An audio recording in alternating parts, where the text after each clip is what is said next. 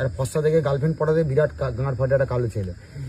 কিন্তু যদি আর ফর্সা থেকে গার্লফ্রেন্ড পড়ি নেয় অন্যজনের গাঁট ফাটবে। যখন জন্ম হয়েছিল তখন কারেন্ট চলে গেছিল, ঠিক আছে, এটাও হতে পারে, ওই জন্য আমরা কালো।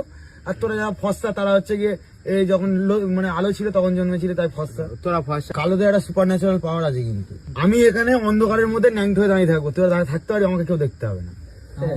ভগবান যখন ফর্সাদের বানিয়েছিল, ঠিক আছে, তখন মানে আটা ময়দা ফয়দা দিয়ে বানিয়েছিল। আর কালোদের যখন বানিয়েছিল কি দিয়েছিল জানি? কয়লা ছাই, কালো জিরে। কালো জিরে।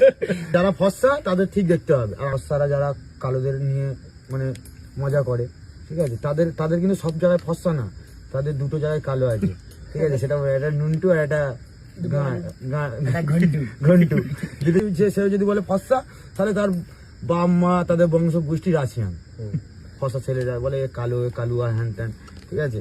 আমাদের সুপার ন্যাচারাল পাওয়ার কি, সে অন্ধকারে গেলে আমরা অন্ধকারে স্টার্ট করে ঢুকবো, স্যাড হয়ে যাবে, গান মেরে চলে আসবো, দেখতে হবে না। পাকিস্তান ইন্ডিয়ার এই যে ঝামেলাটা হলো, ইন্ডিয়ার প্রধানমন্ত্রী আমাদের কালোদের বলতো, আমরা অন্ধকারে রাত্রিবেলা গিয়ে ন্যাংট হয়ে গিয়ে পাকিস্তানের গান মেরে দিয়ে চলে আসতে পারতাম, দেখতে হতো না। এই যে শিক্ষিত ছেলেরা এত পড়াশোনা করে, ঠিক আছে, লেওড়া শিখেছে, বাল শিখেছে, ঠিক আছে, কালো কিয়ের জন্য হয়, মানুষের শরীরে মেলানিন থাকে তাই কালো হয়।